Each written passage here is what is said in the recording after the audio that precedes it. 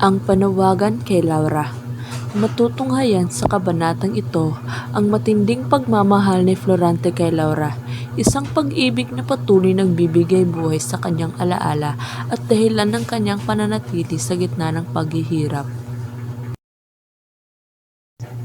Sa bawat sandali ng kanyang pagkakagapos sa gubat, tanging ang maalam na pagkalinga ni Laura ang kanyang hinahanap-hanap. Para kay Florante, ang pagmamahal ng dalaga ang nag-iisang lunas sa lahat ng sakit na kanyang nadarama, mula sa pisikal na paghihirap hanggang sa sugat ng kanyang damdamin. Subalit sa parehong damdaming ito ay namumuo rin ang matinding pasakit. Si Laura rin ang itinuturing ni Florante na ugat ng kanyang pagdurusa. Bagaman hindi pa tiyak ang buong katotohanan, naniniwala siyang si Laura ay pinili na si Conde Adolfo, ang lalaking sumira sa kanyang buhay at kumamkam ng trono, dangal at pag-ibig. Ang guni-guning pagtataksil ni Laura ay nagsisilbing punyal na unti-unting sumusugat sa puso ni Florante, lalo na't siya ay nasa gitna ng pagkawasag at pag-iisa. Sa bahaging ito ng awit, naisiwalat din ang mas malalim pang lungkot sa buhay ni Florante, ang pagiging ganap niyang ulila sa magulang. Nawala na sa kanya ang mga taong nagsilbing haligi ng kanyang pagkatao, kaya't lalong nadama ang kabuuang pag-iisa at kawalan ng masasandalan.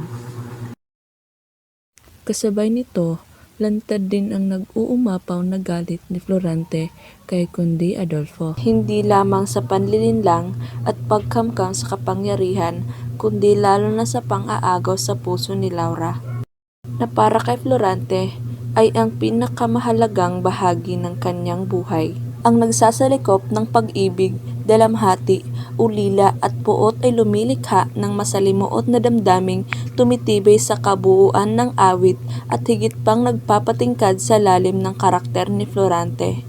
At ngayong malaki ang aking dalita, ay hindi humahanap ng maraming luha, sukat ang patak ng makaapula kung sa may pagsintang puso mo yung nagmula.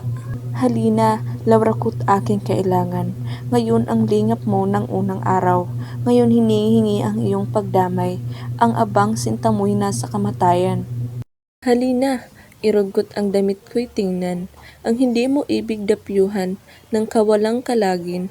Ang lubid at iyong bihisan. Matinding dusa ko'y nang gumaan-gaan.